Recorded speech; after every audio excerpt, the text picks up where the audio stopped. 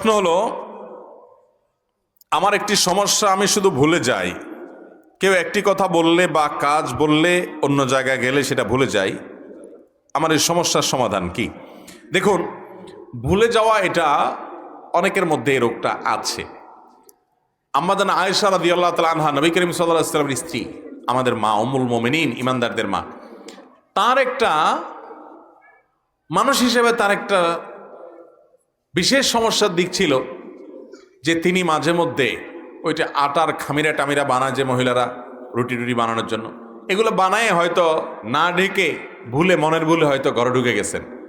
এরপরে এসে দেখা গেল যে ওই যে গৃহপালিত যেগুলো আছে, মোরগ বা ছাগল, এরা এসে দেখা গেল দাওয়াজেনে এসে সেখানে মুখ দিত, ওইটাতে মুখ দিত এবং খেয়ে ফেলতো।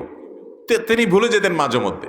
কিন্তু নবী করিম সাল্লাল্লাহু আলাইহি সাল্লাম সেজন্য তাকে, মানুষ হিসাবে এরকম হতেই পারে, নবী করিম সাল্লাল্লাহু আলাইহি সাল্লাম তাকে কখনের জন্য কোনো কটু কথা, তো বলা পরের কথা, তার কষ্টের কারণ হয়, মনোবেদনা হয়, এরকম কোনো কথা কখনো বলেন নাই। আমাদের বোনরা অনেকেই এই বোনের মতো এরকম সমস্যা হতে পারে যে তিনি ভুলে যান। এই জন্য স্বামীরা যথাসম্ভব ক্ষমার সুন্দর দৃষ্টি দেখবেন, বুঝাবেন, তাদেরকে হেল্প করবেন, স্মরণ থাকতে সাহায্য করবেন, স্মরণ রাখতে সাহায্য করবেন, কষ্ট দিবেন না। মনে রাখবেন, আল্লাহ তাআলা বলেছেন, ওয়া আশিরুহুন্না বিল মারুফ, তোমরা নারীদের সাথে, তোমাদের স্ত্রীদের সাথে সুন্দরভাবে সংসার করবে, জীবনযাপন করবে।